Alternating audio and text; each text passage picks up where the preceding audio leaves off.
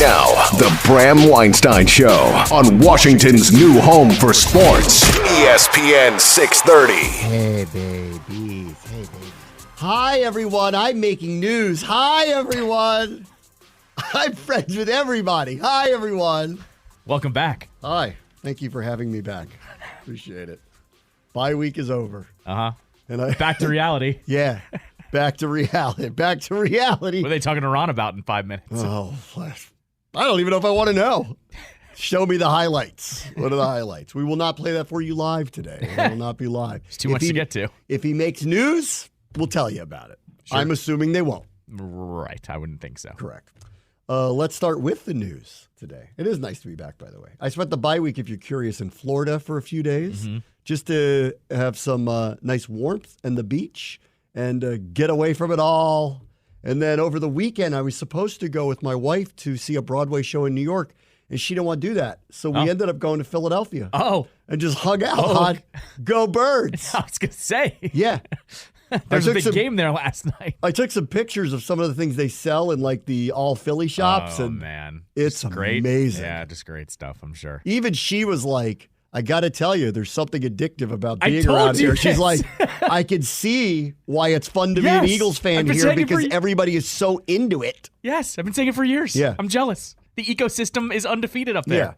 Yeah. It is. We stayed in. I love Philadelphia. It's a big foodie town. I like, and actually, it's funny. I say this all the time every time I go up there. Everybody there's actually very friendly. It is really the city of brotherly love. Until you go to the game. That's right. Where everybody has permission to flip be the switch. Mad Max Thunderdome. That's right. Yeah. I've compared it to, because it's that whole complex and it's in a giant square. Yeah. That it's like the reverse dog collar. When you cross the gate, you just become a different person. And the laws don't apply to anything. It more seems like a prison yard now. Like where that an Xfinity Live thing. It's it's just a prison yard. It's a prison yard. You know, but the weird part is the prisoners go home and they act normal again later. And Peach throws the fries in your face. Correct. Anyway, so we did that because we like. Don't laugh. We like Philadelphia, and I think it's an underrated place to go to have a nice time. Okay. It's a little New York light. Sure. Okay. I'm not going to disagree. New York light. The restaurant seat is very good. Know where you are. Yes. Know where you park, too. They're like notorious for towing your car 5 seconds if you park somewhere wrong. Yeah. Anyway, we did that. We had a nice time. So that was bye week for me. There you go. What'd you do? You worked. I was here. I held down the fort here. Held down the fort, huh? Held down here. We had a little too much going on, huh? A little too much going on last week. More than you would anticipate during a December bye week. So I did a reset on Tuesday, Wednesday. We let the network run, and then I filled in for you Thursday, Friday, because there was a little too much to get to. A little too much going on. Couldn't let it fester. Soto got traded to the Yankees. Like there was just a lot to get to, and it was enough material for me to just pop on the microphone Thursday and Friday. And Friday, the team moved their business ops to College Park there, hon. Go get to all this. So I'm just there's a lot to get to, and of course I have a lot to weigh in on. Yeah. A lot to weigh in Orioles stuff broke. It's so behind that Chaim on his podcast asked me about John Allen's interview with the Junkies. That's how far behind I was. I had a lot of catching up to do. A lot of catching up to do. Yeah. So there's a lot there, and just held down the fort here. Yes, I was here. Okay. Let's start with Ted Theodore, master negotiator. One. I called this. I knew it. Virginia got way too quiet about the Commanders. Yep. Way too quiet. They were hot to trot to get them a year ago. We were on this. And then all of a sudden, when the ownership changes, because that's what Chap from Fairfax was pissed about, like once that went away, I went, here we go. Watch. This is going to get rekindled fast. And Glenn Youngkin was like, I don't know, man. We like professional sports. Everybody likes professional sports. Well, Glenn was also like, I'm trying to run for president here, guys. And then that fell apart fast. Right. So. But Wes Moore is going, Maryland wants the Commanders to stay. Here are the many reasons why you should, and here are the many ways we're going to help you make that happen. Had the first tweet seconds after the sale. Seconds after it. It was Can't launched. Wait to work with you. Can't wait. It was, Here are the many different things we're going to do monetarily, emotionally. We're going to support you. We want you here. Right. Muriel Bowser, red carpet. City council members not named Phil Mendelssohn, red carpet. Come home. Come home videos. Yeah. Ignore the raccoon-infested facility down there. We're going to tear it down and make it lovely for you again. We're spending $1 million to keep that under control. Yeah, can't wait. We're going to get you back here. And pounding the table, we want you back. Right. So much so, they actually literally got Congress to look into the bill to make it happen. Right. Like, they're actually doing it. We're out of money, but we want you back. Right. But they've been talking about it. Well, the wheels actually started in motion. Just as an update, that bill hasn't passed Congress yet, so they can't even do anything about it. But still, they did that. Virginia, notoriously, suddenly got real quiet. And I was saying this for a long time going, there's a story here. I don't know what's going on, but they don't want to be part of this. And part of me said, they know we're going to up any deal, so they're just letting this whole thing play out. And at the last minute, they'll swoop in and go, what are they giving you? All right, here's what we got. And that's what I thought was happening. Right. Until today occurred, where I thought Ted was just leveraging the city for money. But as it turns out, he's serious. Yes. So serious that they're voting on this today, according to the Washington Post. Like, quietly have gotten together to vote on making a stadium in Alexandria part of a redevelopment in Potomac Yards that would include the Capitals, the Wizards, or both. Oh, boy. So, do I hate this? No. Okay. I don't. I've been saying this about Virginia for a long time that nobody wants to hear, but if I was an owner of one of these teams, I would be seriously considering moving a team to Northern Virginia for so many reasons. It's where a young demographic lives. It's fastest growing counties. It's where a tech sector lives. It's demographically and financially the place you want to be a hub. Mm-hmm. So, like Alexandria or Loudoun with Dulles or National right there, in both cases, to me, I understand why it would be alluring. Right. Now, for the District of Columbia, this will be terrible if he does move both of these teams out of there. And he could sit there and say, well, we'll still have this arena and we'll still hold concerts and whatever. Well, aren't you going to try to get those concerts at your new arena that supposedly holds the same amount of people that one does? Mm-hmm. So now you're in competition with yourself. I'm going with that arena is going to be sold. Right. And used for some other purpose by somebody else at a later date. And it's just going to lead to more decay in that area of town. Correct. And from that perspective, it will be devastating to downtown Washington in that area if they do pull out of there. I know he knows that. And I'm sure that's got to be weighing on him. But he's pulled the levers he wants to pull, which it's detailed in this. And Ted has said this before. He's not happy with the vacancies down there. He's not happy with the direction of the area. He's not happy with the rise in crime. He's not happy with smaller items like, I guess there's too much music outside his office and stuff like that. But that area... Wait, is that a thing? Yeah. Are you serious? Mm-hmm. Go read it in the Post. He's mentioned this before, that like he's gotten ticked off because there's too much like loud noises happening outside of his office and down there.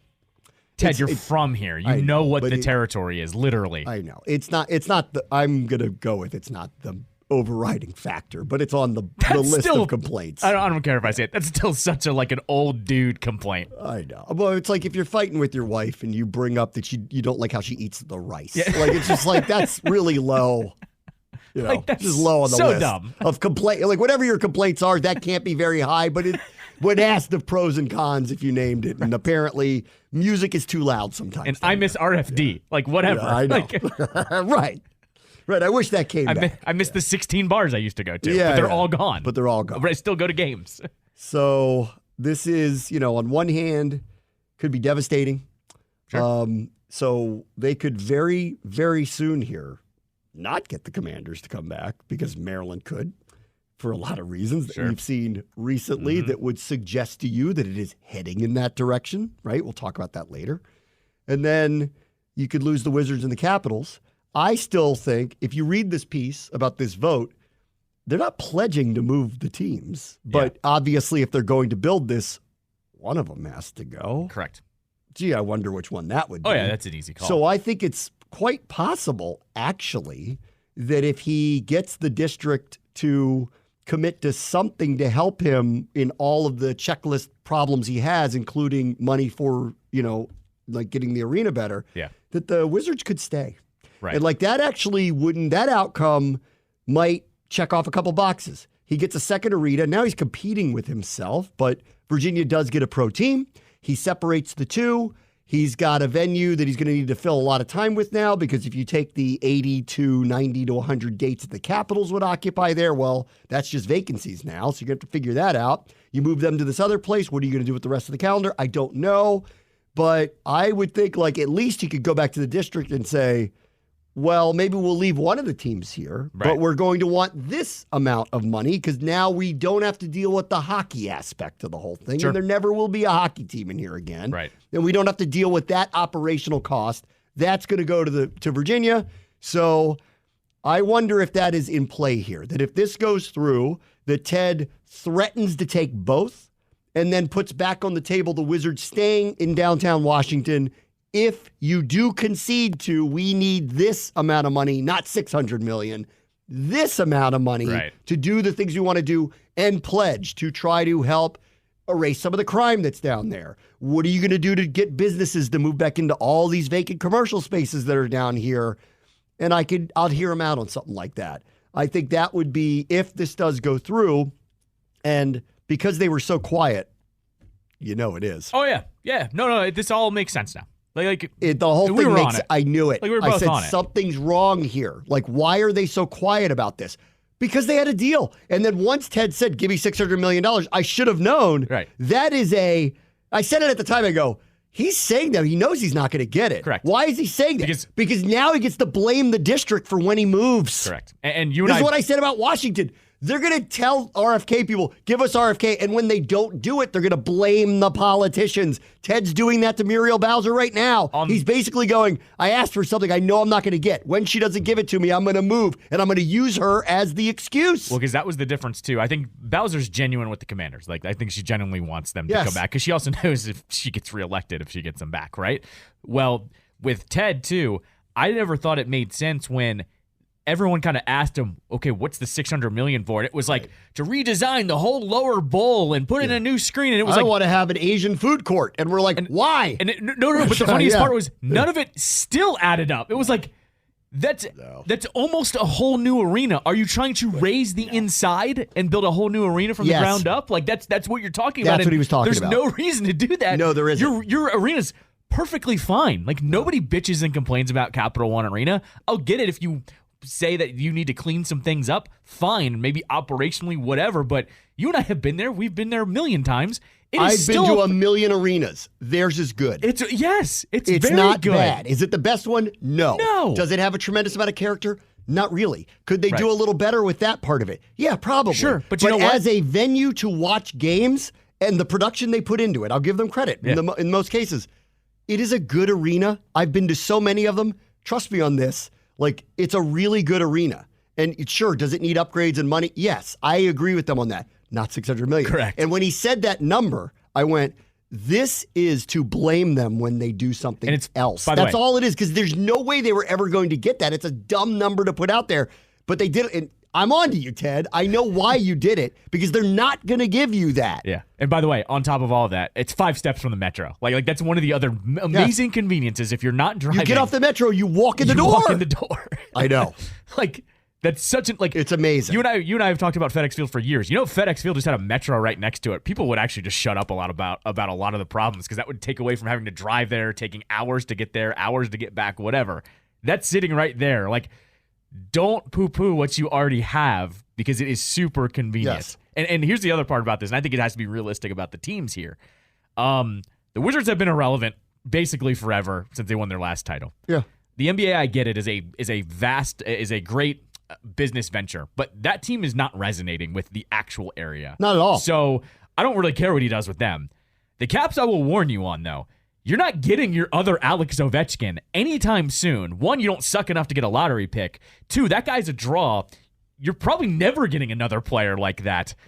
I'm sorry. Are people going to go flock to Nova from Montgomery County to go watch okay, but this Tom is what, Wilson every night? Okay, but this is where it'll go back to one of the original things I've said about all of this all along, which is if I were a team owner here, I would be actively seeking a spot in Northern Virginia for all of those other reasons. because demographically things are different there. Financially things are different there. The age of the people moving in is different there. Yeah. Like there's just a lot of reasons to want to be in Northern Virginia as opposed to the other two jurisdictions in the here and now. There's been so much growth in population, in wealth. Sure. And like that's why I'd want to be there. And to be like, there's a little Las Vegas-y here. If you're the first to plant the flag there and you get all these people who want to become season ticket holders of something and they're all there, I agree with you. As a Marylander, it sucks, the idea of having to want to go to Alexandria to go see them.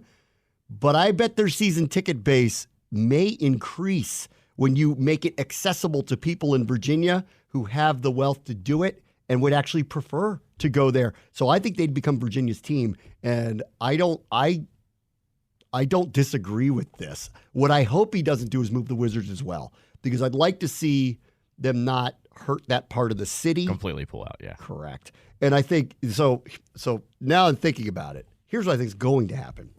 Virginia clearly wants him or them. Mm-hmm. This thing explicitly states that he did not commit to doing either team, but obviously somebody's moving. Why else would they do this, right? So the Capitals, to me, if you're going to move one of them, no brainer of the two, that's the one that's going to go there. They already have their facility out there anyway, right? Don't their practice facility's already out there, right? Yes, yeah. So, and I get it. Like the hockey to me is more of a suburban experience anyway, right? Sure. You know, classically, the NBA, and especially in Washington, the inner city experience would involve the NBA team, right? That would make sense to me. Well, what if they asked for a lot less money? Because they're still going to hold up. They're going to tell them we can move them both. That's right. They could tell the district, we're moving the Caps, but we could keep the Wizards here if, and it's not $600 million, we want this amount of money, and we're going to make this a very Wizards arena. Very Wizards. Well, it's hoops at that point. It's correct. Wizards. It's Georgetown. Right. I would honestly, I've said this before, and you've heard me talk about it, I would honestly consider moving the Mystics back there. The Mystics sell out their season tickets. Like, that arena is so small, and it's so... The hub of basketball in the middle of a major basketball town is Capital One Arena. Correct. It's not made... Yes. People don't talk about it enough, mainly just because people don't talk about the NBA, but they made that move at the wrong time. Like, if you go look at the resale prices of Mystics games, it's actually the most sellable ticket in the city. Like, period. It has the most demand with the less supply. If they move back to Capital One Arena, I actually think that would be better for everybody. It makes it a more accessible product. So I'm kind of with that. If you make it the Hoops Arena, fine. That's probably what you got to do. Here's the other thing, too. Like, I think they could, and this was mentioned before, the idea of taking out some of the upper deck seats and moving people closer in. You don't need to do that for hockey. Actually, sitting up there is good. But for basketball, it isn't. You absolutely have to, yeah. Okay, so let's say they did spend the money to reconfigure the arena where the vast majority of the seats or suites are close to the floor. So it's going to be a much smaller arena. What I do know, just by watching the way they've priced their games, is people are willing to pay for the proximity to the court. Right. Even if with a bad team, they're willing to do it, right? And get up and down a million times during the games. We find it ridiculous that they're willing to do it. Because like every year I look at their tickets and I go, I'm an NBA fan. I'd buy some. But the prices are so preposterous, especially for they're not good, and they don't have a star, that it is so hard to warrant. Like, I would take my son or my family to a game, but it's going to be $1,000. And I'm like, that's crazy. Like, I'm not going to do that. But I know that people will. So if they reconfigured this, made it a hoops arena, almost exclusively hoops arena, one, it stops the exodus from that area. It still gives everybody at least those 40 home dates and then whatever playoff games that they ever have. And then I agree with you about the Mystics. Maybe I don't know what that would mean for that other arena, but that's already a training facility for both teams, or all three teams, with the Mystics, the Go-Go, and the Wizards. And the Go-Go play there. So they don't draw big crowds. They don't. But I've long said the Mystics made a mistake. They made a mistake with the Mystics. Like, the demand for WNBA has gone up so much that they could move them back. They should always move them back. They should move. What them the back. league wouldn't. When the league, of course, the league would want that. That's also an amazing PR move to say, "Hey, we built this arena for them in hopes to sell out, and it's been a great success. But we have now found there is a way bigger demand than we ever thought there'd be." Yeah, and I think if you to the point of Capital One Arena doesn't have a lot of character. It's a very nice arena. It just doesn't have a lot of character. Yeah, well, if it became the basketball hub of Washington, well, then you could make it that way and give it that type of character and make it almost homage to the sport through the years. Sure. You could do that and kind of give it that characteristic. That's where I think this is going to land if the district's willing to play ball to keep the Wizards. The ball seems to have rolled too far down the pike here, and Virginia's been too quiet. They're clearly going to pass this. Right. So they're getting one of them, if not both. I think Ted probably moves the Caps there no matter what. And then the Wizards will be all up to how bad does the district want to keep them. And it won't be $600 million anymore. Right. It's going to be a different number. Yeah. But they're going to have to meet him. And if they don't, then he's going to really blame them. And that's what I think is happening now. And I got to be honest, I don't think it's a terrible idea. Albeit, like, does this area need another 18,000-seat arena? It really doesn't. It really doesn't. And you know what? That's going to ultimately be his and the state of Virginia's problem, because how are they going to fill that when there's now so many venues that offer this? They're going to be basically in competition with themselves. Correct, because here's the other part about this. There are certain times of the year, and you know how this works, where let's call it the horse show or Disney on Ice or whatever else comes to Capital One Arena, both teams usually get bounced to the West Coast. Now, when that happens, you're going to have the Caps still at home. Yeah. Or vice versa. If they move some of that stuff to there, the Wizards will now remain home. That's your sports people that will go to either one of those or neither. I mean, depending on what your audience is. But that was always a weird thing that I guess it's a double-edged sword, honestly, because if one of them's home, people are going to want to go to it. And then you avoid the whole every other day, the Caps, Wizards, and all of a sudden it's like a plethora when they both come back home. So that's a different part of it, but you're right. Like, they're going to be competing for their own with tickets. With one another. The other thing here, too, is the district would probably have to need some kind of assurance from them to say, how do we know you're not going to schedule every single concert now out of Virginia? Like, we need an exit. Like, we need to agree upon you don't exceed the same amount there, or there's a variance of 2 to 3 dates or something, because that's what I would be worried about with the district. Like, you're going to build this new one, like this new arena, when, I don't know, name me a random band. I don't know. When this concert comes to town, how can you assure us you're going to do this fairly and not have every concert go to Virginia? That's where, if I was the district, I'd be worried, and I would need some kind of written agreement that you're going to do it in good faith. Agreed. One of the things, the money part's interesting here. This is what's in the Washington Post piece. Monumental would have a more than 30-year lease on an Alexandria property, according to two people familiar with the discussions. Leontis' teams can leave D.C. as early as 2027. The arena has a ground lease, meaning Monumental owns the arena and the city owns the land below it. In 2007, in exchange for the city's $50 million investment, then arena owner Ag Poland exercised 2 10-year options to extend this lease from its original end date to 2047. But if the bond on the lease is paid in full and Monumental is allowed to pay the remaining principal in a lump sum, the lease extensions are nullified, thus why they can get out in 2027. Earlier this year, the remaining principal is $35 million. That's nothing. Right. Okay.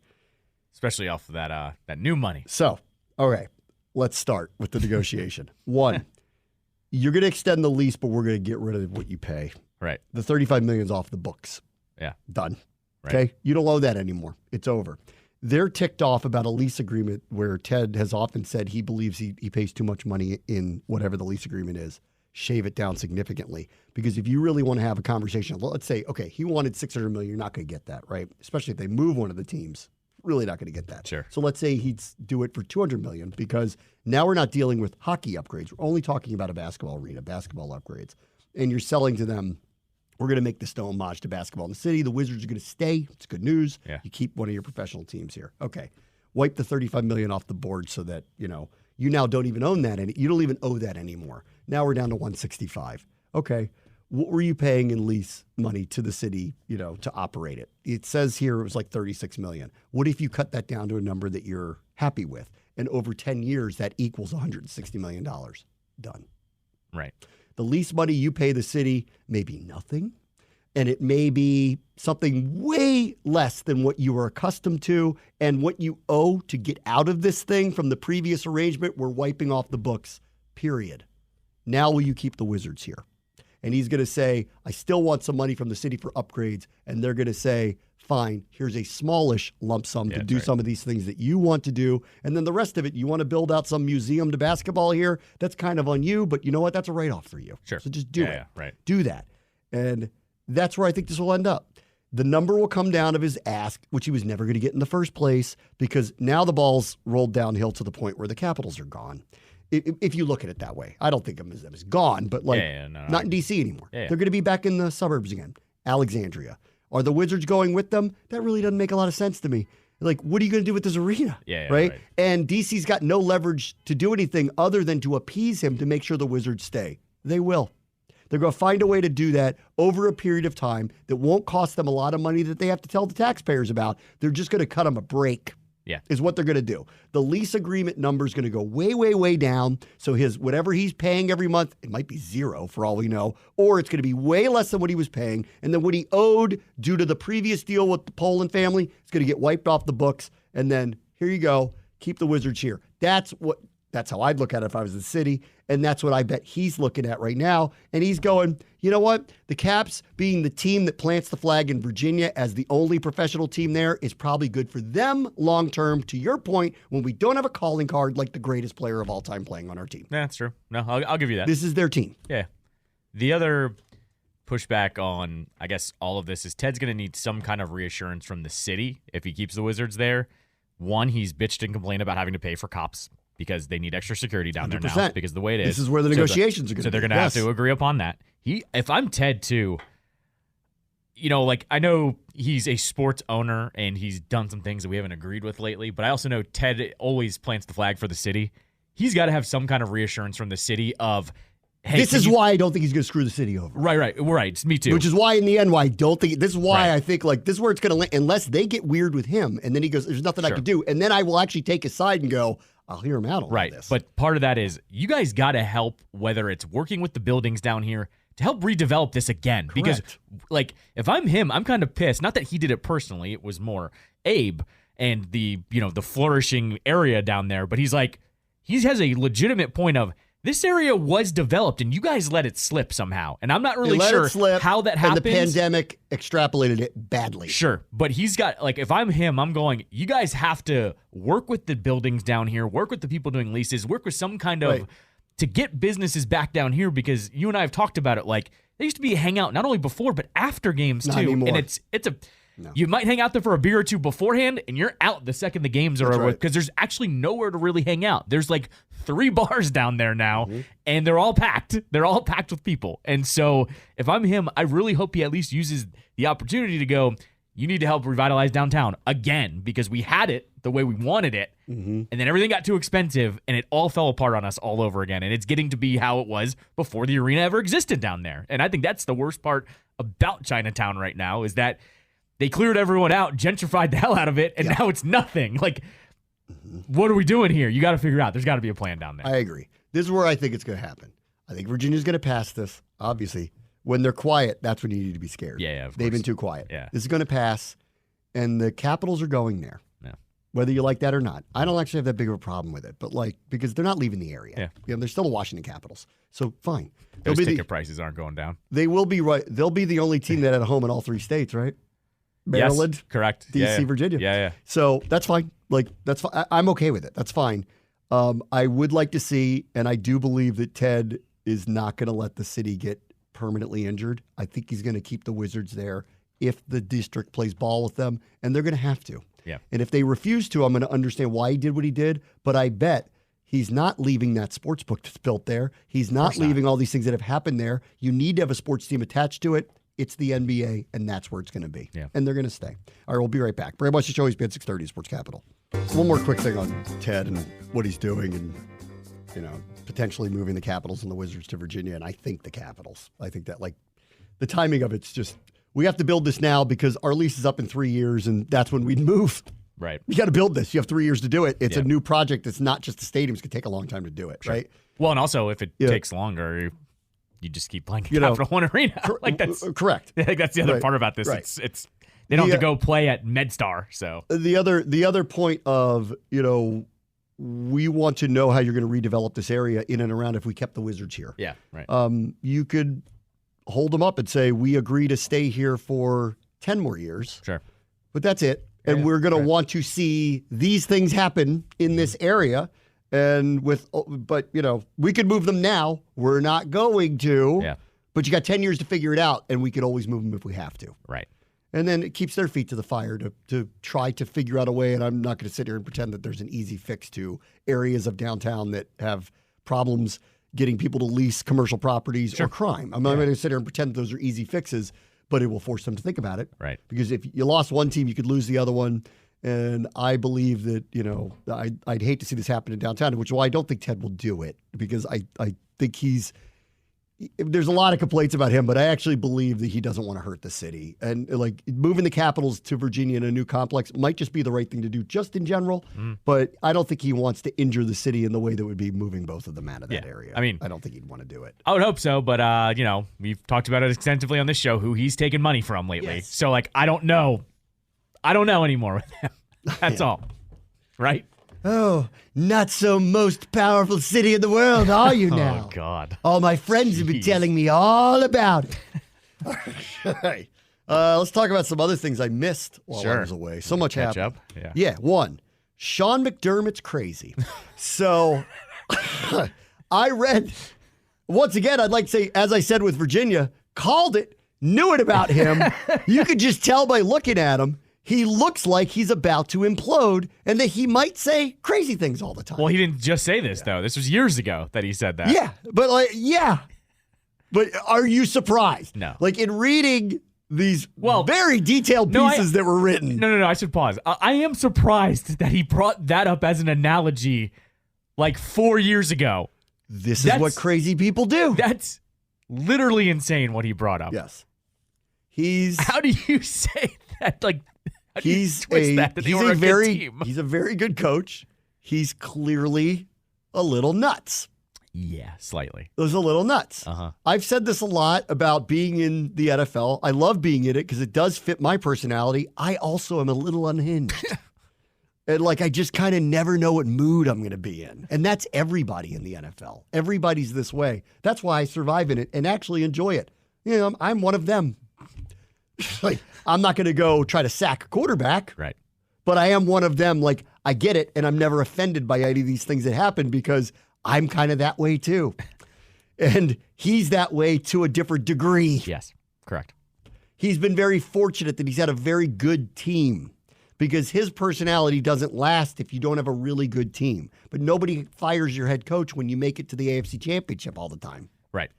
So, he's made it this far. And the stories were crazy, but I called it. I knew it. I knew he was crazy on some level. And these stories read like he's totally off the wall, really. Two parts on this one. One, I was listening to on Sportsmanlike with Canty Cohen and Michelle Smallman in the morning on Thursday or Friday morning. I forget which day. I think this broke on Wednesday maybe. I was listening Thursday. Either way. Canty made a great point, and we've dealt with this before in this town. He goes, that happened 4 years ago. Those things don't come out unless somebody's trying to get him gone. Correct. And that was a great point because honestly, I didn't even think about it. These pieces were so detailed. Yes. And most of the details had nothing to do with what's happened over the last year. Exactly. And so my first thought was, he's totally right. I didn't even put that together. Just because the news cycle we're in now these days, you don't even put that together sometimes, especially when you're not in the market, right? Because that's just how it is. And then part two, I hate how this happens now. But did you see what the Bills tweeted after the game when they won yesterday against the Chiefs? Did it for the coach or something like that? It was, "We got your back, coach." And it's guys, no one is denying anything that happened in that piece. There's not a single denial. In fact, McDermott admitted that some of these things happened in a press conference. And I'm just so sick of when somebody says something really dumb and just wrong and inappropriate. They're completely on the wrong side of the tracks here, and admittingly on the wrong side of the tracks. It's used as a rallying cry. Remember Harbaugh? They did this with Michigan and Harbaugh, that he was some kind of martyr when he was out at the beginning of the season. They were all throwing their fists up in the air. But he cheated. Yes. That's what I'm getting at here. That's why he was suspended. Yes. So it wasn't some kind of weird corporal punishment from Myanmar. Yes. What are you talking about? This is what I don't understand is why do these teams and even social media now double down of "we got your back." No, you don't. No, you don't. No, you don't. It's fine to support your guy because he is your head coach still, but don't double down on it is what I'm getting at. So people were willing to talk because they want to get him out for whatever reasons. Sure. Yeah. And the ground is ripe for it because they're average this year. Correct. Yes. And if he doesn't make the playoffs, they probably will fire him. That's right. Because that team with that quarterback can't not make the playoffs. Yes, exactly. They fired their offensive coordinator. That's like the Bengals have the same record they do, and they lost Burrow. That's right. They have the same record. So great. All right, so there's that one. Oh, by the way, we didn't even just to touch on the Bills real quick. Did you see what happened with Von Miller? And they haven't said anything about it? Yeah, well, yeah. They're letting it play out. He allegedly hit his girlfriend.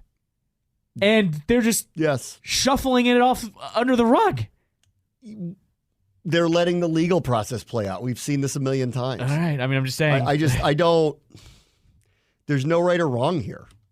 There really isn't. I mean, if he did what he did, they're going to suspend him. I mean, but they need to. Think. Of course, but they are. They will, but they don't. They've learned their lesson with this. If they preemptively do it, and then it turns out that this is not what you think it is, right? Then they have, he has a case against them. They have to let the legal process play out. Nobody was there. There's no video of it. It's not that I don't believe her, right? But I just, it always comes back to people, don't you believe her? I do. But I still, welcome to America, where in a court of law, or if you're going to lose your job or your reputation, what is said about you needs to be true, right? So I get it, and it's off-putting in the whole thing, but either way, he's not even talking. I don't blame him. What's he going to say? I don't know, but I'm just saying. Okay. Let's see. From baseball. Yeah, which one? Let's do Soto first, because the Shohei thing's ridiculous. Yeah. But let's do Soto first. Once we found out that the Padres couldn't afford their team, we knew they were going to trade people. Yes, correct. And being that they've already given Machado and Tatis massive contracts, there was no chance they're going to extend him. Mm-hmm. So welcome to guess who needs to be traded with one postseason run left. Has to be him. So we knew he was going to be dealt. And he's valuable. It's worth saying, too. It's the most valuable piece they have. I need Keith Law to tell me with what they got back, was it worth it? But they trade him to the Yankees. Yeah. And I would assume that the Yankees are going to be willing to give him whatever he wants on the other side of it, because they're one of those teams that can. I don't know what that number is going to be. He probably loves what happened with the other guy, because... And maybe he's trying to pick up a baseball and learn how to throw a curveball at this point, because that was crazy. I'm a little sick that he's playing for them, but this was always a logical possible conclusion no matter what, whether he was with the Nationals or not, to this point that he ends up with the New York Yankees, because he's one of those guys that commands a salary and hits a lot of the right notes that the Yankees would want on their team. Yeah. And so it's tough to watch, but where else was he going? Correct. It was one of three teams that were going to come along, give up what they want to give up, with the assumption that on the other side of it, they'll give him what he needs to keep him there long term. And in fact, they may go to him preemptively and go, I know you like to wait, but you're already here. Correct. Do you want the $500 million now? Right. Or whatever that number is suddenly? It's worth noting, just because you mentioned that, Britt Giroli did a recap once he got traded of kind of how this has all come about. And she started at the beginning, from the Nationals to the Padres to the Yankees. And there was one thing that I hadn't heard before. The Lerners were apparently trying to literally get in front of him and hand him the contract to say, here's $440 million. Hold the contract and tell us that you don't want it. And apparently Boris was like, absolutely not. I'm not letting my client do that. Because he'd sign it. Correct. Yeah, exactly. I said that. Back then I said, you know what? This is your employee right now. Get the agent out of the way. And I'm glad to hear that they tried to do it. And this is also, which goes back to, it is so unbelievably disrespectful to I don't want to hear it about generational wealth from a billionaire. And I could see why that would trigger me too, to be like, are you kidding? We're your employer. We pay you millions of dollars. We're trying to make you generationally wealthy just to stay here. Right. And you won't talk to us? Here's the thing, oh my God, you've got to be kidding. You're not wrong on that reaction, but after the Shohei thing, Boris isn't wrong anymore. $500 million is in play now. Obviously. Easily in play now with what Shohei signed for. Suddenly. So here we are. It sucks, but Boris played this right, because he's going to take him to free agency. Because I think in this case, though, I would think the Yankees may go, it's going to be us that give you the money anyway. do you really want to play on a fourth team in 3 years? Like, do you really want to do that? Yeah, but Boris is getting in Soto's ear, and he's going, let me take you to market, because guess what happens? The Red Sox start bidding, they start bidding, and all of a sudden, everyone starts trying to bid for you in the same division. The Blue Jays might even start bidding at that point. So he knows full well it gets more heated with those teams because they don't want the other guys to get them. So I think he's going to take him to market regardless. They might approach him. Boris isn't going to listen, though. As for Shohei, $700 million, and he's not pitching next year. Correct. What? So the breakdown on this is crazy. Passan was on with Tony this morning. Passan broke this down as it's the most team-friendly deal like ever. Ohtani has deferred so much money that he basically said to the Dodgers, I want $700 million, but tell me how it'll help you keep signing guys. And so he has deferred money. Nobody knows how long, but it has literally the most deferred money of any deal ever.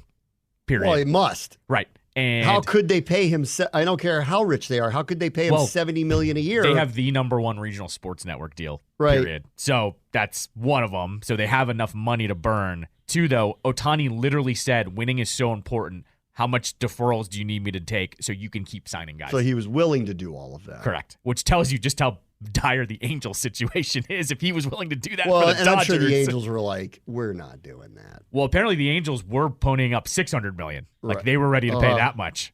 And then, I mean, it's a crazy number. I mean, it just, I know all these numbers kind of all get blurred, but that is so far above what everybody else got that it's really nuts. I mean, it's totally nuts. He's possibly the greatest player ever. I mean, possibly. He also has had Tommy John surgery twice. Sure. No, what totally. What are we talking about Totally. here? No, I get it. Like, I wouldn't do that. I'd move the Caps to Virginia, but I would not pay him $700 million. So it's like crazy. He's the biggest superstar in the game. I guess. You're the Dodgers. Like, you're not going to print money. You're going to break even the first year on jersey sales alone. Like, you're fine. The other thing, this one, and because I get into the media stuff. Why in the world were people reporting he was signing with Toronto when he didn't? So you guys out of your minds? So it seems like because what happened, it was Morosi. Morosi's the one that reported. He said he was on the way when he wasn't even flying there. Right. And so what people think is this might have been a last and only attempt by Ohtani's camp to up the urgency with the Dodgers, and it worked because the Dodgers, I guess, had a deal below $700 million. And when they heard about him flying there, they met on Friday night, and no one could confirm that Morosi's report was correct. Because then you had Bob Nightingale coming out saying he's not flying to Toronto, he's not going, whatever. It's one thing to say he's speaking to Toronto and it's serious. It's another thing to say he's on a plane there when he wasn't. Correct. When the whole time it's been very secret. Like it's been, no one said anything. Because he said, if a team leaks out, I'm not signing there, right? So what the theory is that... but Dave Roberts said he met with him, and that didn't stop the Dodgers from getting him. Sure. But I think it was more like if any of the negotiations come out. And so I think what happened here is Morosi got played a little bit by Ohtani's camp, and all of a sudden, the Dodgers on Friday night panicked and upped the offer to $700 million.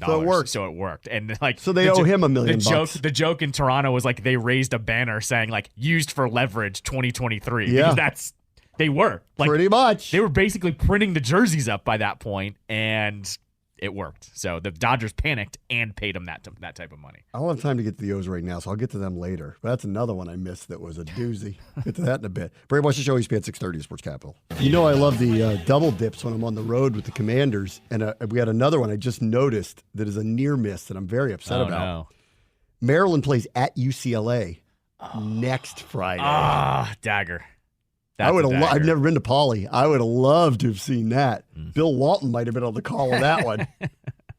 So I'm still waiting. That's a near miss on that one. Terps at Pauley Pavilion. The 2 days before the race, that would have been too good to be true too. I'm still waiting. You're going to hit the Caps one of these years. Oh yeah, because they hit up New Jersey, New York, and the island. You could have done Kings Wizards last year, Bram. It was somewhat near San Francisco. Nobody wanted to go to that, and you know it. You should have seen their faces when I asked them. You want to do what? Yeah, it was one of those. No. Yeah, right. Like that's what they wanted to say, but didn't say it out of respect to not hurt my feelings. Correct. Yeah. Like. 1, I don't want to go to that game. 2, I don't want to be in a car with you for that long. 3, Sacramento. 4, I got way better things to do, like, I don't know, drink by myself. Anything. Anything but that. I do need to clarify something, too, because people are sending me messages about this. My wife eats rice perfectly fine. She eats rice. It's perfectly fine. It was just the joke that came to mind. The way you said it. I know. Sounded like didn't want to assume sounded anything. too real. It did. It sounded too real. Like something that pissed you off. No. I have no issues with the way she eats rice. Oh, okay. She's very, very good at it. No, that's all right. I don't know. All right. I don't know. Anyway, let's talk about the Capitals. Sure. Yeah. Where do you want to start? Because you've been out. I've been out a while. They had another clunker along the way, which got Carberry all ticked. Right. He benched Kuznetsov fully. Correct. Scratched him. Got him back, and he was saying things like, finally, someone was like, he's like, I like hockey. He was like trying to say no, he said he wanted to kill someone. Yeah, he wanted to kill way, somebody in a good way. It was like. Then he came back, and he got a cherry-picked goal. I saw that. Yep. And then this past weekend, for crying out loud, I mean, they shut out the Rangers and then turned around and played another road game and won that too. It's also worth. So this guy, I love this Carberry guy. He's my new favorite person in the whole area right now. It's worth noting. It's like whose season turns around each night. So Monday he scratched Kuznetsov ahead of his 700th game, by the way. So then he played 700th on Thursday against who did they play on Thursday? It's slipping my Dallas. mind. Yes, the Stars. I'm going to tell you about it because I saw a lot of that, actually. Yeah. I'll tell you about that one. On that game, he scratched Sonny Milano because Sonny Milano hasn't had a good stretch lately. Milano scores on Saturday when he gets back into the lineup. Then everyone else continues on Sunday. Sunday, he finally plays Kemper again because Kemper had a stinker against the Coyotes. Kemper had a good game last night. So every game, he has like cleaned one player up moving into the next one. Yeah. So who's next? So let me mention. You want my theory here? Yeah. Who's next in the Carberry car wash, hon? 8? No, I don't know. He's not going 8. No, he's not going 8. Eight's fine. But I'm just 8. No, but I'm just saying it's called the Carberry car wash now. Yeah. Someone print the T-shirts up because one player every night seemingly turns things around. I've been gone. This is old news. I would have done this on Friday. Yeah. So I happen to be in Florida. I happen to be out Wednesday night. I happen to watch the Stars play the Panthers, I think. That sounds right. Because they were on TNT. I was out. This was Friday, so the night after they played the Caps. No, night before. Night before. So Wednesday. Stars played the night before on the road. Correct. Yep. Had a crazy comeback. Yeah. And then I think held on. I don't remember. Held on. They had a crazy third period with this team. Where like they're on the road and they were down 3-1, tied the game. Panthers went up 5-3. Then they made it 5-4. Frantic fit. Like it was crazy third period. Yeah. Like totally crazy third period. Capitals didn't play. Correct. Stars came up here. Right. That's a win. Should be. It wasn't. And I watched a lot of it. They lost to the Yes. Panthers. Okay. But they were down 3-1 heading into the third. They had this crazy comeback. Then they blew that lead. Then they had another comeback. It was frantic. Yeah. Then they get on the road, come here. They should be tired. This is a win for the Capitals. It's here. And I watched that game, and the whole time, because I had seen the Stars play the night before, I'm like, this is a really bad loss. Like a really, really bad one. And it was so refreshing to hear Carberry go, that stunk. We made too many mistakes. It's our fault. This shouldn't happen. And that's why I'm like, I love this guy. Like, he is not afraid to truth tell. Right. That was I know that's a pretty good team. That's a bad loss. No, they were. You're catching them on a back-to-back road games where they played a crazy game the night before. You didn't play. You're at home. You should have won 4-1. No, they gave up 2 third-period goals. Yes. It was a bad loss. Yeah, no. Yes, it was a terrible loss. But then they turn around and they have a weekend like they did. Yep. I love this guy. He keeps them motivated and into it. They have had some clunkers, but this is a good sign for the playoffs. Correct. Because every year in the playoffs, you got one game where you're like, oh no. Yes. Like you lose game 2, 4-1. And you go, oh my God. Like the panic. earth is going to blow up. Yes. He sounds like the type of guy who's going to get them turned around fast. Correct. That's good. Yeah, no, 100%. He has been, it was a little rough at first, but I liked what I was hearing from him. And he didn't go too hard at the beginning either because they were losing. Now that they're winning, and he still has a player here and there that aren't, pulling on the same rope, as Barry Trotz would like to say. He has said all the right things. He's made all of the right button changes. We talked about it from the Vegas game where he demoted Kuznetsov. He didn't scratch him, but he demoted him after winning a few games. So, yeah. No, it's been a great run so far. It has. All right, let's do Week 14 review, please. It's the NFL, not the other one. Yeah, I can't do an Army-Navy recap. No, you Although Belichick in a Navy helmet was pretty darn amazing. I don't know if you saw that one. That was actually a really good pregame overall. Not only the Belichick bit, did you see them do the Lee Corso video too? Like, I guess because he coached at Navy. Is that correct? Yeah, eons ago. Mm-hmm. They did like a very nice tribute showing him, and he got very emotional about it with Belichick next to him, which I thought was really, really cool. So that's like one of the best broadcasts every single year. Yeah. Like, I just love how much still goes into it. It's the only game on. It's fantastic. It's at FedEx Field next year, by the way. I've never been, so I want to go. Army Navy? Yep. It's amazing. I'm definitely going to go to that one. You've got to go see one of them. It's amazing. Yep. The pageantry around it's amazing. Yeah. The crowd's nothing like you've ever seen. It's really amazing. Right. Let's see. Okay. So since I missed it, let's go back to Thursday. Mm-hmm. Bailey Zappi lights up the Steelers, defeats them 21-18. Patriots now have 3 wins. For all the people around here, that means something to you. All of you that keep adding me that you want us to tank, of which I am never going to say I want to do that, and I know I'm an outsider on all of that, but we're zooming up the draft boards, boys. That's zooming correct. up the draft boards thanks to the Pats getting a win over the Steelers. The Steelers, of all the praise I love to throw at Tomlin, lost to 2 2-win teams at home in 4 days. That's right. So, guys, it's everybody, okay? It's everybody. This is a crazy league. Like, we lost to the Bears at home. I couldn't believe it. We've been beaten by the Giants twice. I can't believe it. One of the times we got rooked by them. I can't believe it. Mm-hmm. Here's the Steelers losing to the Patriots and Cardinals at home in a 4-day stretch. That's correct. What's up with that? Not only that, we're starting to hear it. Tomlin's contract does run out after next season. Oh, next season. Okay. So, still though, 1 year, you're not going to lame duck Tomlin. I wouldn't think you are. Well, I'd like to hear that press conference when they ask him about being a lame duck. Guys, I'm trying to win football games. Yeah. That's all he's going to say. But now I think that does raise an interesting point. Does some team come out and say, we'll trade for him? Some team like who? Like the one here? The one here? Because of the local time. Remember, what was it? He was kind of tied to it before Rivera. Correct. Yeah. Because he was in, what was it? He was in hot water. Big Ben was still playing, and they couldn't really do anything. Mm-hmm. And then it was, guys, I'm trying to win football games. I don't think we're going in that direction this time. But I would agree with you, but I think there's more. I don't know, but I think if a change is made, and I think we're all pretty certain something will, I'm going with it's going to be a younger person off of one of the trees. I would agree with you, like analytically driven person. I would agree with you, but I think you would have to agree with me that there's more of a chance they'd trade for Tomlin than they would Belichick. 100%. So not close. Right. I never believed the Belichick stuff. Right. I was like, that makes no sense to me. And he has like the numbers are apparently so astronomical, nobody knows what they are. Like, so you don't even know what you're trading for at that Maybe point. He'll coach the Chargers next year. Who? Which one?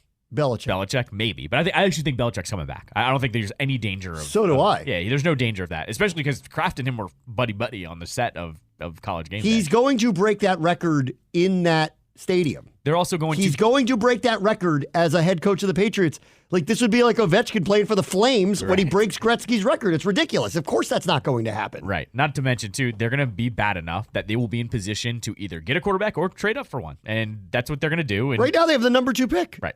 Exactly. Right. So Drake May, book it. Right. Exactly. That's happening. Right. Book it. Yeah. Unless for some reason Caleb Williams falls to number 2. Book that then. Correct. Let's see. Buccaneers beat the Falcons 29-25. Yep. God, they're a disappointment, the Falcons. Arthur Smith did something like, we're not losing the faith or something. I was like, good luck with that, dude. Listen, anybody can win that division except for the Panthers, because that division is not very good. This was predictable. None of them are really particularly good. The Falcons are, I guess, the disappointment. Well, no, them and the Saints. Like, I didn't expect much of the Buccaneers. I think it's the Saints more than the Falcons. The Saints were predicted to easily win that division because they thought everybody else would be average at best. Correct. That's what it's been. The Saints have been a disappointment. Did you see the clip of the guy on the Saints freaking out on Derek Carr yesterday? One of the offensive linemen? No. That dude apparently is not likable. Amazingly, the best quarterback in that division is Baker Mayfield. Hey, dude, he was slinging it yesterday. Yeah. And at this point, I actually buy they're going to win that division. Correct. I went Which through is, none of them are going anywhere. They're all 1 and out. They're all a home game loser in the playoffs. That's what all of them. I went through it this morning when I was filling in for Andy, that basically the standings dictate that whoever wins the South. I take it back. They got to play at Green Bay and the Jaguars at home. They're not going to win that division. No, they still might. The other teams might just lose. They still might do that. They might lose all their games. Yeah, that's what I'm saying. They still might be fine. At Green Bay and the Jaguars, wrong timing to play those two teams. Especially the Packers, the way the Packers are going. Jags, though, you never know. Lawrence could still be banged up. You don't know what they're going to do. But, I agree. But I was saying, though, when it comes to the standings, whoever wins the North and the South are going to be the sacrificial lambs to the Detroit. They're out of gas. Yeah, they're done. They're totally out of gas. You saw this coming a couple weeks ago. They're completely out of gas. They got shot out of a cannon. They're not great. an 18-week. That's why I said until someone does it. You can't buy it or believe it. And I wanted to buy the Lions. And they are still just 9-4. And this might be their ebb. And they might start flowing again, but it doesn't feel like it. It does not feel like it at all. No. It feels like, so it's funny. Like they're running out of gas. I haven't, obviously, we haven't talked about it. But on Hard Knocks, Mike McDaniel talked about how they lost 5 in a row last year. They kind of did the same thing. And he was going, we're playing with house money now, essentially. We're playing way better. We already put that work in. I feel like it's almost the same exact thing with the Lions. They're going to run out of gas, and they're going to look at it and go, what the hell happened? And then next year, hopefully, have a plan in place to turn it around. Look, organizations aren't built to last throughout an entire season. Right. It's why I'm not going to put anything past the Chiefs. They've done it too many times. Correct. I know what they looked like recently, but they've done it too many times. Or even with the Commanders, we've seen this every year with Rivera. It just didn't happen this year. It's in the middle of the season where they get really good. That's their moment, and then it totally peters out. That's the Lions, they haven't been a front-running team ever. That's right. Ever. That's right. So, they came shot out of a cannon. They lived up to all the hype, and now it's December, and they're tired. It is clear that they're tired. Yeah, right. Because they got smoked yesterday. That game wasn't close. They were down early. They came back, and then the Bears put it on them in the second half, and they totally ran out of gas. They were held scoreless in 3 of the 4 quarters. They're out of gas. They've been out of gas for a few weeks now. The game I also turned back to where I went, was that Ravens game when they lost 38-6. They got smoked. Mainly because that's Campbell should be welcoming playing a team like that. Right. That should be full on bite your kneecaps off. Even if they lost, but it was a close game, I would have been fine with it. But the fact that they went in there and they got rooked, and granted, Ravens are the best team in the league right now, record-wise. I mean, that was my first sign of, how are they not ready to play for some of these teams? This is what's surprising about Pittsburgh. They are an organization that is going to be very, very competitive at the end. It's very strange that what's happened the last couple of weeks with them. Baltimore, same thing. They're set up to be good. They're always good. How good, I don't know, but they're always going to be good. When I get to Dallas, they could be peaking right now. Yeah. That might not be a good thing in the end. Right.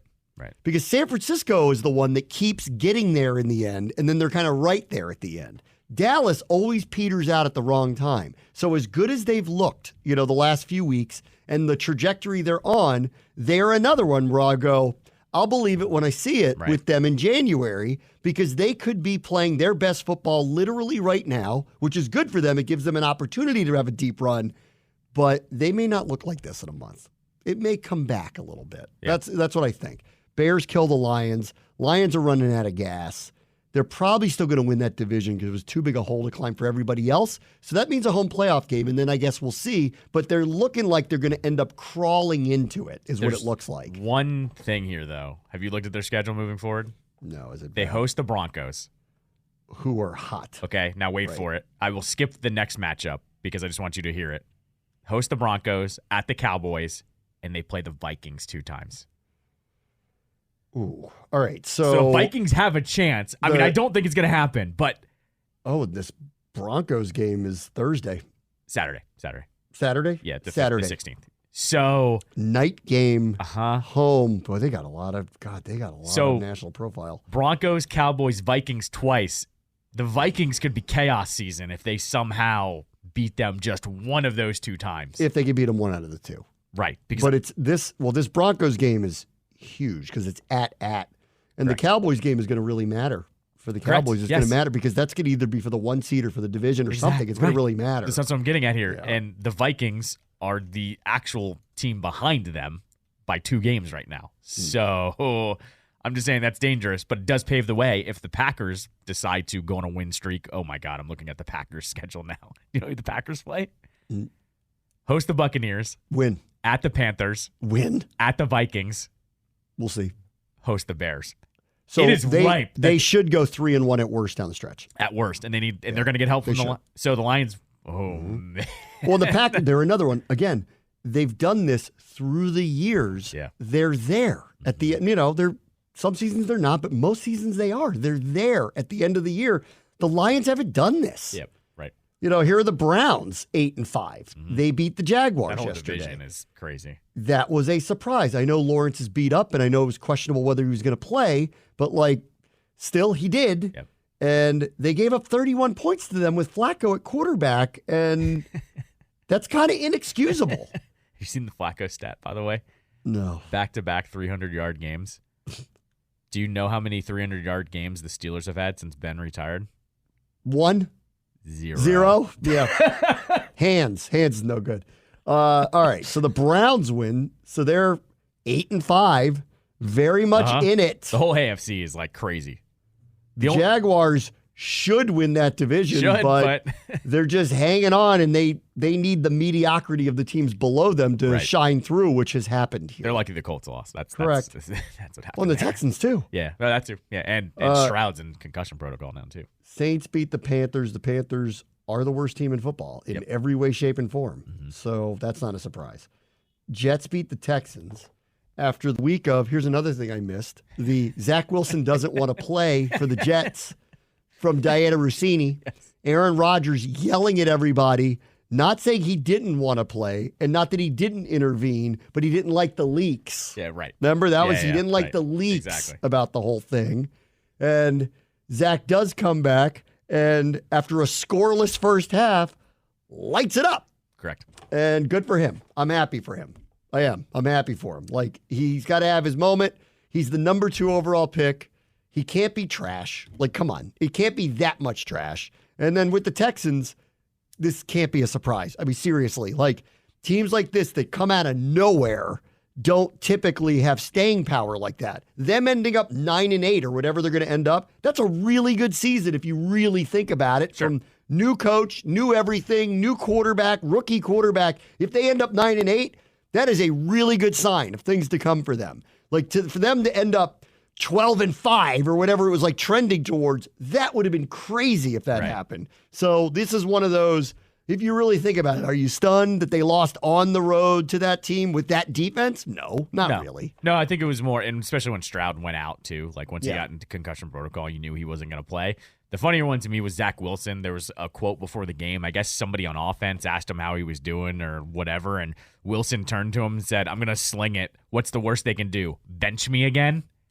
And there it is. So he's freed up. Good. 301, 2 TDs. That was his best game of the year. So stop thinking so much. I mean, you know who he's going to have a career day against, right? Stop it. I can't think about it. Well, your boy Cutlets went crazy at FedEx Field. We are staring down going 0-3 against those 2 New York teams this year. I can't even. Bing bong. Yeah, it's bing bong. I was wondering, what do you think that crowd's going to be for that Jets Commanders game? That's interesting. Christmas Eve. I was considering going to that one. You know that we looked yesterday, the tickets to get in price for the Jets Texans was $6. I'm not kidding you. That's the Texans. The weather affected all the East Coast games. The Ravens game got down to $20. For good seats yesterday in the 12 o'clock hour. So last second. But also the weather here sucked. Yeah, so that's what I'm saying. It was whole East Coast with the weather was bad. So, I mean, that's not shocking to me. Ravens did beat the Rams on a walk-off punt return. Yeah, that was crazy. Rams had them. Totally had them. Who do they play this week? Oh, that's right. 6-7, but very much alive for a wild card. I mean, they can't win their division, but they could win a wild card, and, they're buttoned up. They play hard. They don't have a great roster right now, but they play hard. We got Puka Time and Cooper Kupp this week. That's right. So that ought to go well. Who's their third wide receiver that we've never heard of that'll go crazy? Well, no, it's the number ones. Cooper Kupp's going to have 12 catches for 210 yards. I mean, that's bound to happen the way we're going. Let's see. Ravens beat them, though. So the Ravens, They figure it out again. Right. And they win 10-3, and now currently the 1 seed.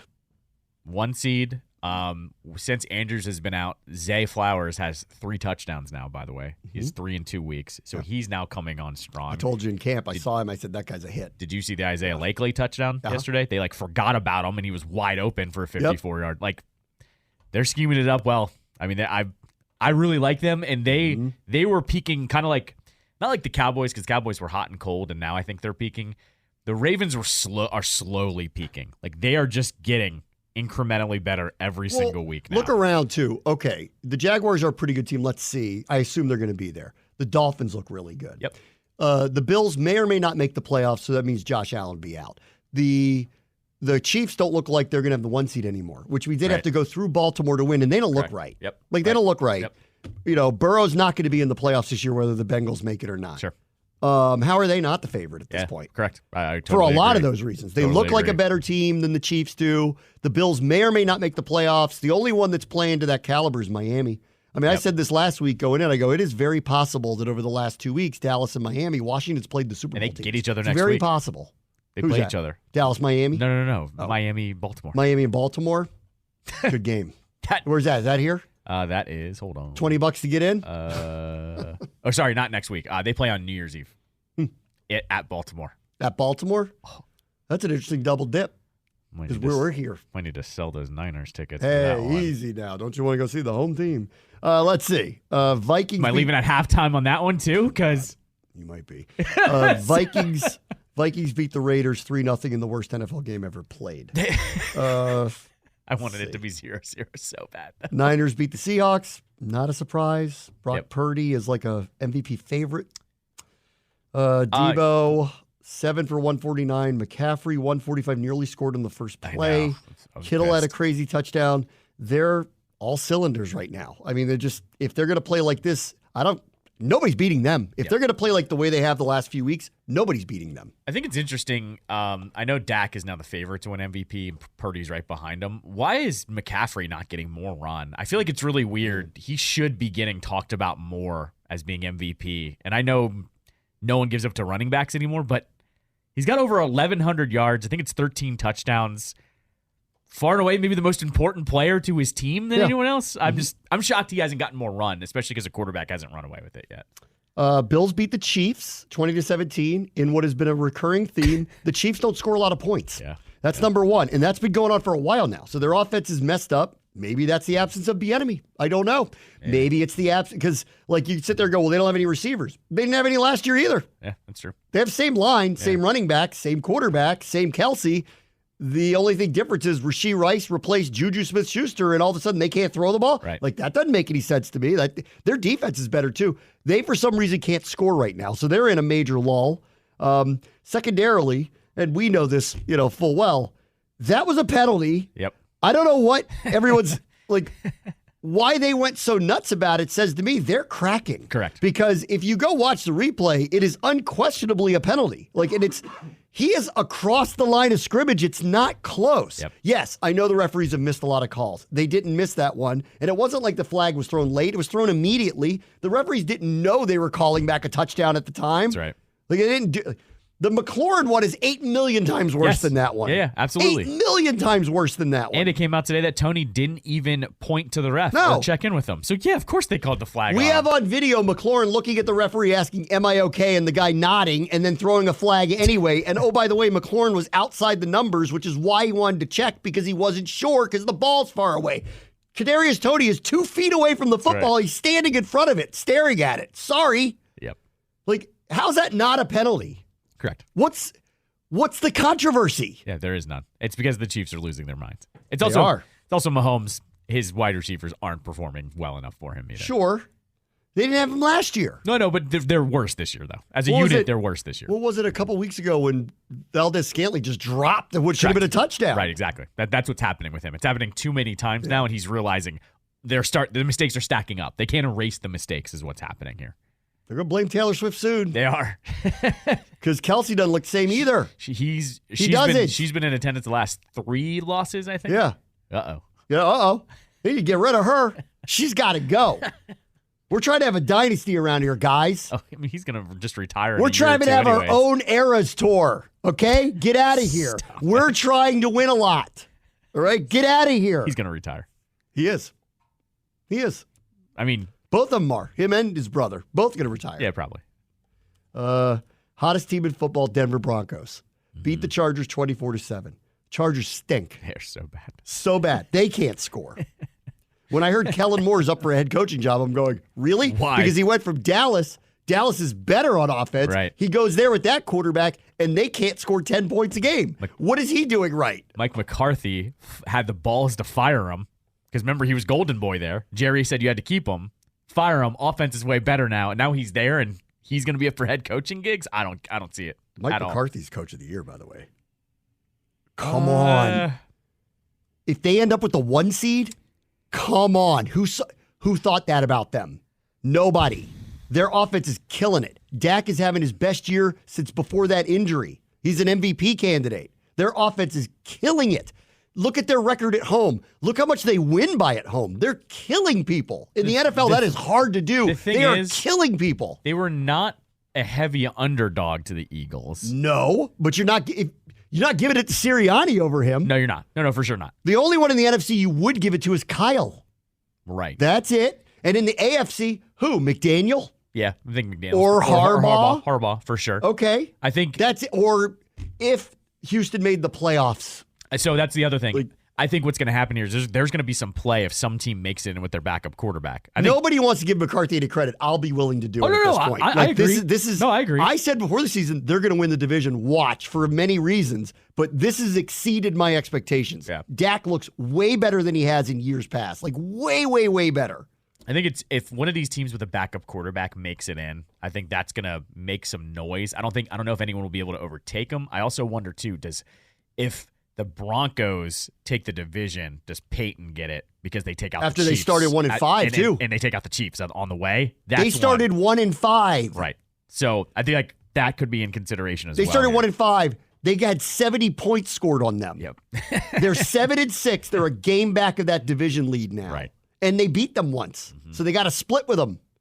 Ooh. See, I think that's another factor here. If they make it in and they win the division and they get a home playoff game, I think he's got a shot. As for the Cowboys game last night, I would have said this on Friday. I'm not surprised. Yeah. Like it's not who you play; it's when you play them. The Eagles are not playing particularly well right now. The Eagles are, and this goes back to the beginning of the season, very fortunate. They won all of those games they played early because they could have lost so many of them and didn't. They could have lost either one they played against us, more specifically the one in Philadelphia. Easily could have lost that game. They could have lost New England in the opener. They could have lost to Minnesota. If Minnesota didn't have 8 million turnovers, they could have won. Their record is not emblematic of the season they're having. They're not as good as they were a year ago. They've been exposed here by the Cowboys and the 49ers in recent weeks, and we'll see if it breaks them. I think they're going to clearly make the playoffs. Will it be as a division winner or as a wild card? I think that's going to matter. And I said this, before we went into the bye. I went, this is the Cowboys season. If they can get home field of some sort by winning the division or be the 1 seed, I think they're a legitimate Super Bowl team. If they don't and have to go on the road, I do not trust that they'll win enough. I don't think they'll go to San Francisco or Philadelphia and win those games. Right. But if those teams are going to them, I give them every chance in the world to end up in the Super Bowl this year. When it comes to the Eagles side of things, I thought it was interesting. Did you see the David Carr quote from last week? Oh, about putting in Mariota? Yeah. That to me was a terrible take, but it was terrible mainly because I watched Mariota last year and he stinks. No, for sure. Are you out of your mind? But I thought it was interesting. It came out from him, and now it is starting to kind of look like Hurts is not right. I think he's hurt. Yes. I think he's been hurt all year. And so I feel like if you're the Eagles, he doesn't run right. Correct, and that's like he goes down. Yeah, and so I feel like if you're the Eagles, you've got to make a business decision here. You're not going to win anything if that guy's hurt. But you can't put Mariota's bad. Sure, right. He can't throw the ball. No, I agree. They will become one-dimensional, and they will get destroyed. Their schedule, though, dictates they might be able to pull it off. Though they play the Seahawks next Monday, which I think is that at. It's at Seahawks, so I think they lose with Mariota at quarterback. Correct. So I think you play Hurts. Their next 3 games is Christmas, the next Monday. So they got 2 Monday Giants nights. Games. They have 2 Giants. They host the Giants. Then they host the Cardinals. Hey, Cutlets take care of that for you. Host the Giants. Host the Cardinals at Giants. I think if Hurts is still not right, I think you play him against the Seahawks. Give yourself a shot. But they will lose if they go out there with Mariota. Correct. But those next 3, I think you have to consider it because even if you're giving up home field, you need Hurts to be 100% going into the playoffs or else you don't have a chance regardless. They could end up with a split with the Giants. That would kill them. Yes, correct. Exactly. So I feel like you need to figure out, is it home field or Hurts? Because I think you can't have both. You got to win that division. I wouldn't even worry about home field. I think you got to win that division at this point because I don't think you want to have to go to Dallas, San Francisco, or both. Okay, fair enough. So I think they've got to win it, and this is why I said about Dallas. Their season was they have to win this game. If they win this game, they got a shot at the division, which means they have at least home field on Philadelphia. That gives them a shot here. They're going to need to get lucky and get San Francisco to lose a game along the way. Dallas is very impressive right now. It's hard not to see it. And I'll say it again. We played Dallas and Miami. The way they're both going right now, I wouldn't be surprised if that's the Super Bowl matchup, the way both of them are playing right now. Yeah. All right, we'll take a quick break. Bram and Callow, ESPN 630 at Sports Capital. Let's see. Jamin Davis is going on IR today. Yes. Asked about it. Ron Rivera said, this was asked about growth of him as a player, not the injury itself, because his season's over now. There's only 4 games left. So you go on IR, you can't come back. He said, I think a big part of it is as a will linebacker playing that position and being able to read and get downhill and watching him run through and make plays and watching him in coverage. He got the tough assignment having to cover a lot of really good backs, and he was competitive doing that. He really was. And again, the more he played, the better he seemed to get. Sure, he made some mistakes, but man, he was really coming along, and it's unfortunate, so he'll get it taken care of, and then we'll go from there. As for what the injury is, that's not disclosed, so I don't understand that. I don't know what it is. I guess if he's not playing eventually, they don't have to say, but he's still. on IR. We'll find out what it is, but he's on IR. He will be an interesting person. He's heading into his 4th year, which means he's under contract. 1st-round pick, which means you have to make a decision about a 5th-year option. I cannot, for the life of me, think that There's no way. But, this is probably new people are going to make these decisions. I don't know. Right. I doubt it, and not to knock Ron too bad there.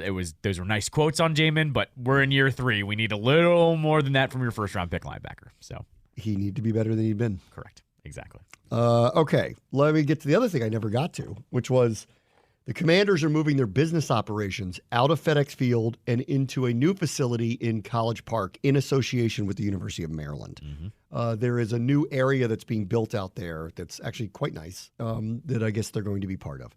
There's a few things here that I think are important, and I know everyone leapt to conclusions that means that the team is putting the stadium in Maryland, which I didn't necessarily. I didn't believe that yet. Right. No, for sure. Off of today's news, are layers. Off of today's news with Ted, it would lead you to believe that it is far more likely. Yes, right. So, one, association with the University of Maryland has a tremendous amount of benefits. One, you could start your own program there.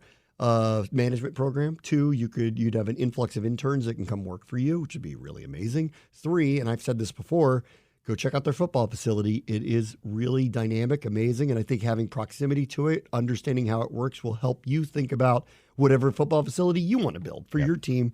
4, I think it goes to show you that even if the stadium isn't here, a presence in Maryland is going to be important to them. So this is step 1 with Wes Moore. We've heard you. We'd like to keep the relationship. However that works out with the stadium, we'll see. But for now, it reads as a distinct possibility that a training facility could be coming out there. And the future in Ashburn feels very much up to debate to me. And we'll see what happens with that. Now that Ted seems to be in line to get the stadium that's going to be built in Northern Virginia, we'll see if that happens or not. Yeah. But there's been just no smoke about a Commander Stadium out there really for a year now since they pulled it off the table, that maybe this is just the sign of it really is a 2-jurisdiction race to get the stadium. And maybe they're saying kind of back to Virginia, or maybe they're saying we do appreciate this partnership with Maryland. Whether we have a stadium here or not, we are going to have a presence here with you. And that may not be exactly what you want, but we'll be here. And it does read to me like it is very possible that the team will not practice in Virginia in the not too distant future. No, I mean, that's what my theory, you've said it a million times with you. I've always thought Landover is the home of something moving forward. They just are not going to pull out of that area. It is too built up around it now. It is right off the Beltway. It's too convenient to not remain there in some way, shape, or form. And what could be there? It's either your new practice facility or another stadium, right? Yep. And we've talked about it at length, too. I think it was the Washington Post that reported how much that land is worth out in Ashburn. That we also know, just going by conclusions, the NFLPA voted that like the worst team facility. I don't think anyone was really saying it was like so terrible, but it was just old. And it is old. It's over 20. It's 25 years old, right? Out in Ashburn now at this point. Oh, yeah.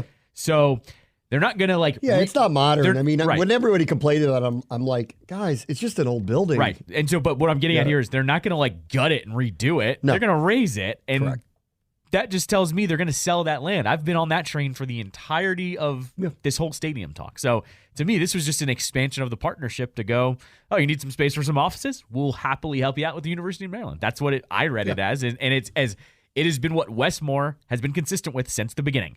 He wants to partner with them. He wants to continue being, a good friend of the team. And that's what he's done since the get-go. I'm not surprised that a partnership like this has, come up. I mean, you have to understand, too, like, leverage points. So Ted is looking at this. There's a leverage point with what's going on downtown.